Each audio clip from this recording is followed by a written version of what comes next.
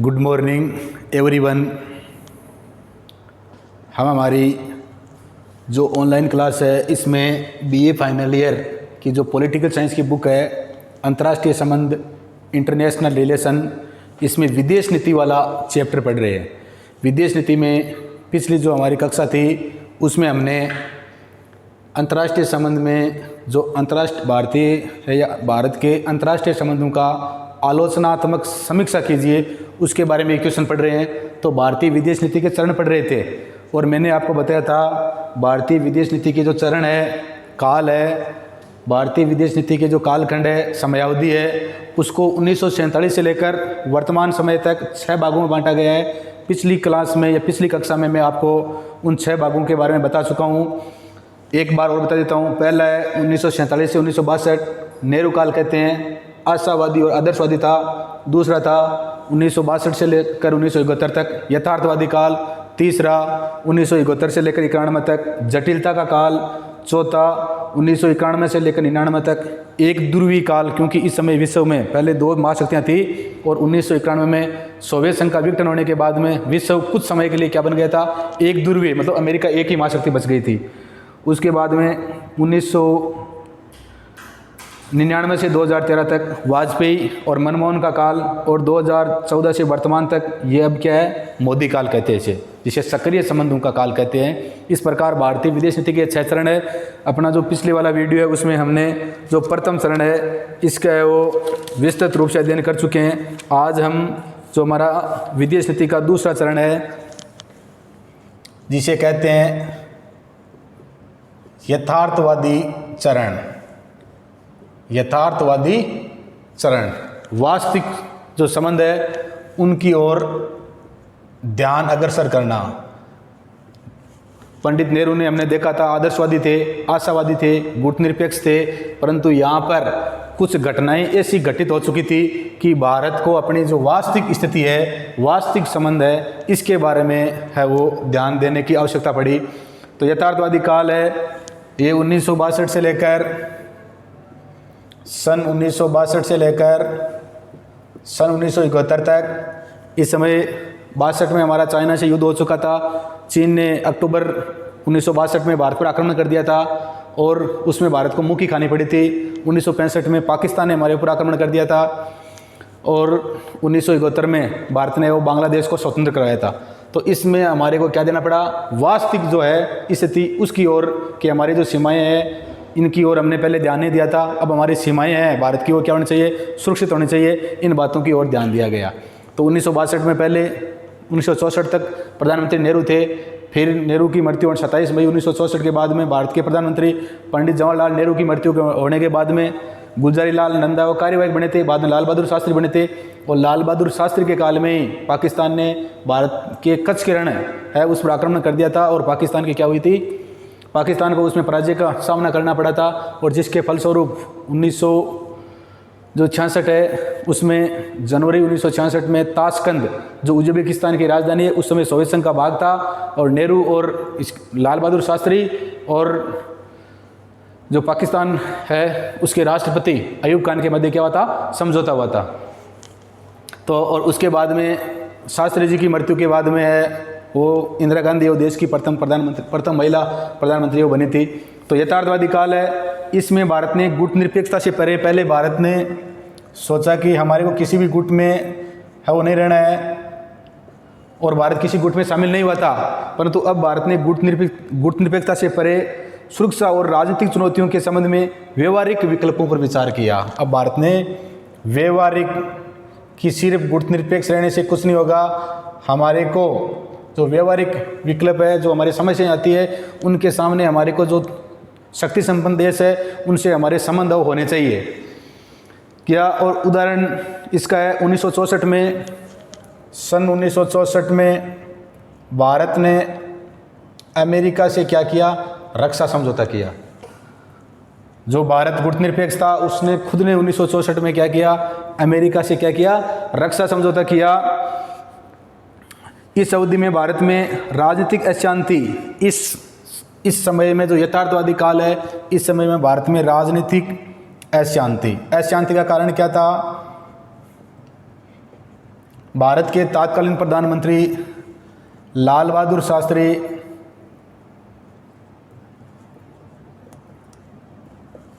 भारत के तत्कालीन प्रधानमंत्री लाल बहादुर शास्त्री है, जिनकी मृत्यु हो गई थी कहाँ? ताशकंद में। 1965 में भारत और पाकिस्तान है, उनके क्या हुआ था? कच्छ के रण पर पाकिस्तान आक्रमण कर दिया था, कब्जा कर लिया था। इसके कारण भारत और पाकिस्तान का युद्ध हो गया था, और जिसके फलस्वरूप भारत ने पाकिस्तान के काफ़ी भूभाग पर क्या कर लिया था? कब्जा कर लिया था। और इसको लेकर ताशकंद जो उज्बेकिस्तान की राजधानी है, भारत के प्रधानमंत्री लाल बहादुर शास्त्री और पाकिस्तान के राष्ट्रपति जो जनरल अयूब खान है, इन दोनों के मध्य समझौता हुआ था। और जहाँ पर भारत के प्रधानमंत्री शास्त्री जी है, उनकी पता नहीं हृदयाघात बता रहे हैं, उनसे उनकी क्या हो गई थी? मृत्यु हो गई थी। और इसके कारण भारत में राजनीतिक अशांति का समय था ये। इसके अतिरिक्त राजनीतिक अशांति से लेकर आर्थिक संकट, और इस समय में भारत का 1962 में चीन से युद्ध हुआ, 1965 में पाकिस्तान ने आक्रमण कर दिया। तो बार बार युद्ध होने की वजह से, बार बार अकाल पड़ने की वजह से भारत में क्या हो गया था? आर्थिक संकट भी आ गया था। इस समय में भारत को आर्थिक जो समस्याएं हैं, आर्थिक संकट है, उनका भी सामना करना पड़ता। और इसमें सबसे ध्यान देने वाली बात है खाद्य सुरक्षा। उस समय है भारत में खाद्यान्न है, इसका भी उत्पादन कम होता था, और जिसके कारण भारत है वो अमेरिका पर निर्भर था। तो और अमेरिका है वो उस समय पाकिस्तान का समर्थक देश था, क्योंकि पाकिस्तान नाटो का सदस्य था। तो इस कारण अमेरिका का झुकाव पाकिस्तान की ओर था। तो ये हमारे को विभिन्न प्रकार के जो अशांति है उनका सामना करना पड़ा, विभिन्न प्रकार के संकट है उनका सामना करना पड़ा। और इसी के कारण ये हमारे भारत के सामने विभिन्न प्रकार की विपत्ति आई, विभिन्न प्रकार की ये मुसीबतें आई, और इसके कारण ही भारत क्या हुआ? मजबूत हुआ। इसी के कारण भारत क्या हुआ? बार बार युद्ध हुए, भारत में बार बार अकाल पड़े, इसकी वजह से भारत है वो मजबूत हुआ। और इसने विभिन्न जो दुनिया के महाशक्ति हैं उनसे उन्होंने समझौते किए। और हरित क्रांति है, आज भारत जो खाद्य है, अपने खाद्य सुरक्षा के मामले में आत्मनिर्भर है। और इसका कारण क्या है? हरित क्रांति को जाता है। तो भारत ने ये विपत्ति आई, इसके कारण भारत ने सोचा कि अपने को इस प्रकार की योजना बनानी चाहिए, या इस प्रकार हमारे को जो हमारी खेती है या कृषि है, इसके बारे में ध्यान देना चाहिए। और आज भारत खाद्य सुरक्षा की दृष्टि से क्या है? आत्मनिर्भर है। तो ये विपत्ति की काल में हरित क्रांति है, इसकी शुरुआत हुई थी। और इस समय में भारत को विभिन्न प्रकार की घरेलू चुनौतियाँ, उस समय हमारे देश में भारत को विभिन्न प्रकार की जो घरेलू चुनौतियाँ हैं उसमें भी क्या करना पड़ा? सामना करना पड़ा। जिस प्रकार से देश में उस समय भूमि सुधार आंदोलन, जब भारत स्वतंत्र हुआ था उस समय यहाँ पर जमींदारी प्रथा थी। तो भूमि सुधार आंदोलन, संपत्ति का अधिकार, इन बातों को लेकर भारत में क्या था? असंतोष था। तो इन समस्याओं से ही भारत को क्या करना क्या पड़ रहा था? जूझना पड़ रहा था। भारत ने वर्ष 1965 में पाकिस्तान के साथ तनावपूर्ण स्थिति इसका सामना किया था, और हमारे पाकिस्तान से युद्ध भी हो गया था।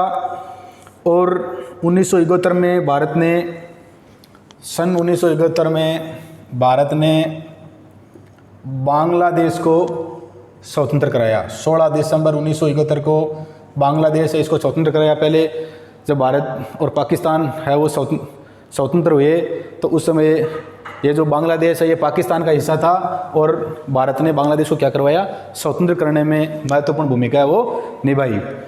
1971 में भारत और सोवियत संघ है वो संधि पर हस्ताक्षर। 1971 में 1971 में भारत व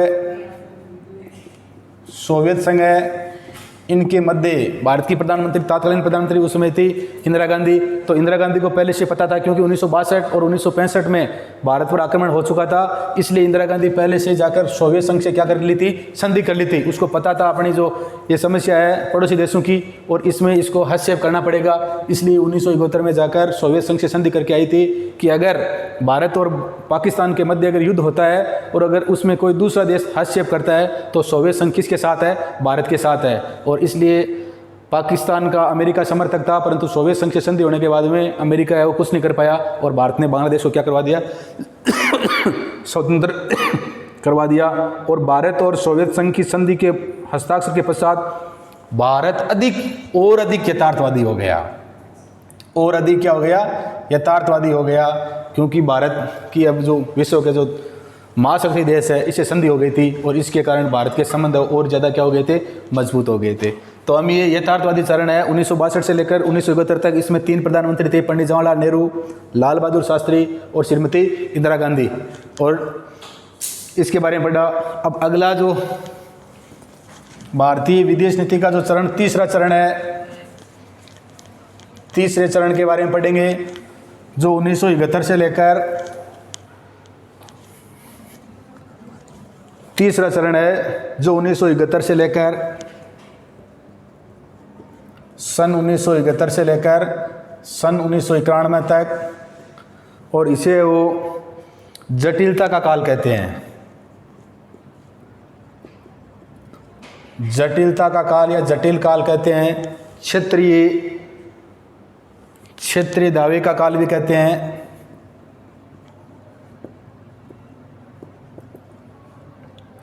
क्षेत्रीय दावों का चरण भी कहते हैं इसे। तो तीसरा चरण है भारतीय राजनीति का 1971 से लेकर 1991 तक। 1971 से लेकर 1977 तक इंदिरा गांधी देश की प्रधानमंत्री थी। 77 से लेकर 80 तक 2 प्रधानमंत्री बने, मोरारजी देसाई प्रथम गैर कांग्रेसी, चौधरी चरण सिंह जिन्होंने एक भी लोकसभा का सामना नहीं किया।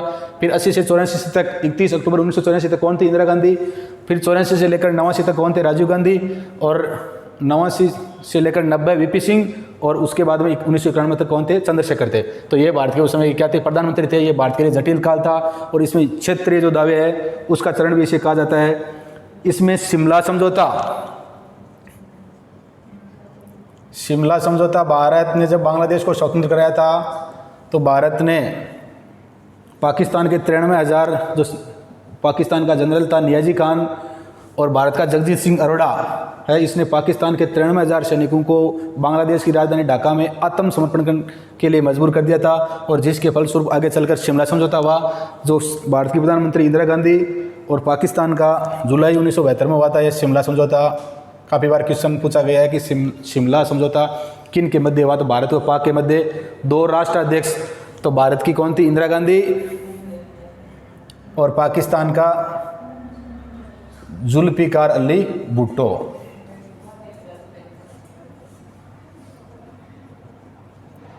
इनके मध्य शिमला समझौता हुआ था। इसमें भारत ने पाकिस्तान को जो अपने वापस एलआईसी पर आ गई थी, और पाकिस्तान को जो भारत ने जिस क्षेत्र पर कब्जा किया था वो वापस क्या कर दिया था, सौंप दिया था। भारतीय शांति सेना को श्रीलंका में भेजना, राजीव गांधी ने 1987 में जो तमिल समस्या है उसको लेकर श्रीलंका के जाफना प्रांत में 1987 में भारत की शांति सेना भेजी, और 1971 में अमेरिका व चीन के मध्य, 1971 के बाद में अमेरिका व चीन के मध्य घनिष्ठ संबंध हुए, और इसका मध्यस्थकर्ता कौन था, पाकिस्तान था। 1971 के बाद में अमेरिका व चीन है, इसके संबंध घनिष्ठ हुए, और इसका मध्यस्थता देश कौन सा था, या वार्ताकार करता देश कौन सा था, पाकिस्तान था। भारत को इस अवधि में अमेरिका व चीन, भारत को इस अवधि में, क्योंकि भारत का 1965 और 71 में पाकिस्तान से युद्ध हो चुका था, तो अमेरिका व चीन की दूरी का क्या करना पड़ा, भारत को अमेरिका व चीन की पाकिस्तान की वजह से दूरी का सामना करना पड़ा, क्योंकि इन दोनों देशों की पाकिस्तान से घनिष्ठता थी। नई आर्थिक सुधार की नीति आई थी इस समय,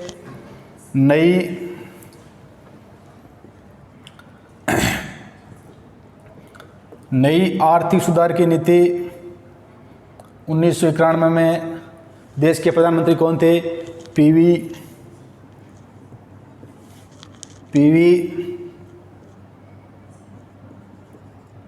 नरसिंह राव थे। 1991 से लेकर मई 1991 से लेकर 1996 तक भारतीय प्रधानमंत्री पीवी नरसिंह राव थे।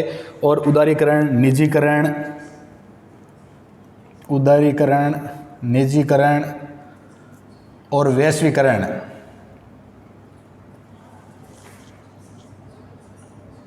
ये नई जो आर्थिक सुधार की नीति थी, ये किसके प्रधानमंत्री काल में हुई थी, पीवी नरसिंह राव के समय।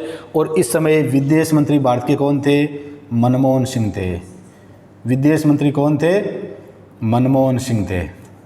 इसलिए इसका क्रेडिट ज़्यादा किसको जाता है, मनमोहन सिंह को, परंतु इस प्रधानमंत्री कौन थे, पीवी नरसिंह राव थे, और इनकी इसमें क्या थी, महत्वपूर्ण भूमिका थी। तो इन बातों का ध्यान रखना है। इस समय में ये घटनाएं वो घटित हुई थी। 1971 से लेकर 1991 में जटिलता का काल था। और इसी समय साम्यवादी जो देश सोवियत संघ है, सोवियत संघ का क्या हो गया था, पतन हो गया था 1991 में। और इसके कारण अब आगे का जो काल है उसमें विश्व क्या हो गया था, एक ध्रुवी विश्व हो गया था। तो इसमें अपने तीसरा चरण पढ़ा। इसमें 1971 से लेकर 1991 का काल, इसमें इन प्रधानमंत्री ने जो काम किया था या प्रधानमंत्री थे उनके बारे में मैंने आपको बता दिया। अब भारतीय विदेश नीति का जो चौथा चरण है वो है 1991 से लेकर 1999 सन 1991 से लेकर सन 1999 तक का काल। और इसे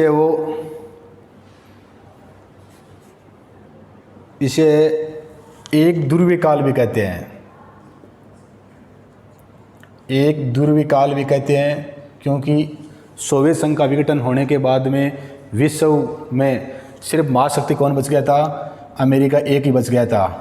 इसलिए कुछ समय के लिए विश्व क्या बन गया था, एक ध्रुवीय बन गया था, क्योंकि अमेरिका को चुनौती देने वाला इस समय कोई देश नहीं था। इसलिए इसे एक ध्रुवीय काल भी कहते हैं। एक ध्रुवीय विश्व के उदय ने भारत की सामरिक स्वायत्तता की चुनौती उत्पन्न कर दी। और इसके कारण भारत की जो सामरिक स्वायत्तता है, अमेरिका एक ताकतवर देश होने के कारण भारत की जो सामरिक स्वायत्तता है, इसके लिए भारत के सामने क्या हो गई, चुनौती उत्पन्न कर दी। क्योंकि पाकिस्तान है वो क्या है, अमेरिका का समर्थक देश था। और भारत के पड़ोसी देश चीन भी काफ़ी बड़ा देश है, जिससे भी हमारी सीमाएं लगती है। और इसके कारण भारत की जो सामरिक स्वायत्तता है उसमें भारत को क्या हो गई थी, चुनौती उत्पन्न हो गई थी, जिसके परिणाम स्वरूप भारत ने इजराइल के साथ, और इसके कारण भारत ने इजराइल जो देश है उसके साथ रक्षा समझौते किए, ताकि इजराइल से हम क्या कर सके, हथियार है, भारत ने अपने तकनीकी और जो हथियार है इनकी सहायता किस देश से ली, इजराइल से ली। इजराइल के साथ भारत ने राजनीतिक संबंधों की शुरुआत की इजराइल को, और इजराइल जो देश है इसको अमेरिका का समर्थन प्राप्त है। भारत ने अपने संबंध डायरेक्ट अमेरिका से न करके इजराइल जो अमेरिकी समर्थक देश है इससे अपने संबंध है वो मजबूत करने की कोशिश की। और इससे भारत ने विभिन्न प्रकार के जो हथियार है वो खरीदे, और इसमें भारत क्या बना, मजबूत बना। भारतीय राजनीति का चाणक्य, क्वेश्चन सीधा आया हुआ है, भारतीय राजनीति का चाणक्य किसे कहते हैं? तो भारतीय राजनीति का चाणक्य प्रधानमंत्री पीवी नरसिंह राव को कहते हैं। भारत द्वारा विश्व के साथ मुक्त आर्थिक संबंधों को बढ़ावा दिया गया। और इस काल में भारत द्वारा किए उदारी, अपने पढ़ा था 1991 में भारत ने जो नई आर्थिक सुधार नीति अपनाई थी, उदारीकरण, निजीकरण और वैश्वीकरण, इसके तहत भारत ने अब क्या किया गया, मुक्त व्यापार की जो नीति है उसको अपनाया। और अपने जो पड़ोसी देश है उनके साथ संबंध मजबूत करने की भारत ने वो कोशिश की। 1998 में भारत के प्रधानमंत्री कौन थे? अटल बिहारी वाजपेयी थे। अटल बिहारी वाजपेयी ने 11 मई व उनके समय 11 मई व 13 मई 1998 को पोखरण 2 और परमाणु दूसरा जो परमाणु अपना परीक्षण किया गया था। और इससे भारत ने स्वयं को परमाणु संपन्न राष्ट्र घोषित कर दिया था। और भारत ने कहा था नो फर्स्ट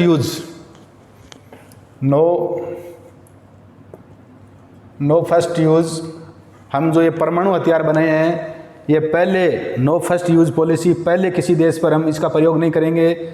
हम उस देश के विरुद्ध भी परमाणु हथियार का प्रयोग नहीं करेंगे जिस देश के पास परमाणु हथियार नहीं है, या जो देश परमाणु विहीन है उसके खिलाफ हम हमारे इस परमाणु हथियार का प्रयोग नहीं करेंगे। तो भारत ने ये नो फर्स्ट यूज है। भारत ने कहा कि हमने जो परमाणु हथियार है वो वैश्विक शांति के लिए है। वैश्विक शांति, हमारे जो एशिया महाद्वीप है इसमें जो ये अशांति हो गई इसको दूर करने के लिए हमने परमाणु संपन्न या परमाणु इसका आविष्कार किया है, न कि हम अशांति फैलाने के लिए। तो भारत ने अपने परमाणु हथियारों को वैश्विक शांति के लिए बनाया है। ये कहा परमाणु हथियार के कारण अमेरिका ने और भारत ने 1991 में अटल बिहारी वाजपेयी के समय जो 11 और 13 मई 1991 में जो ये भूमिगत परीक्षण किया और इसके कारण अमेरिका ने हमारे ऊपर क्या लगा दिया, आर्थिक प्रतिबंध लगा दिया। क्या लगा दिया, आर्थिक प्रतिबंध की बात। तो एक ताकतवर देश है, ये परमाणु परीक्षण कर रहा है, इसलिए अमेरिका ने भारत पर क्या लगा दिया, आर्थिक प्रतिबंध है वो लगा दिया। तो ये भारतीय जो विदेश नीति है इसके हमने 4 चरण पढ़ लिए। अगले दो चरण बचे हैं वो अगली क्लास में पढ़ेंगे। इन चरणों जो भारतीय विदेश नीति के चरण है इनका अच्छी तरह से अध्ययन कर लेना। धन्यवाद।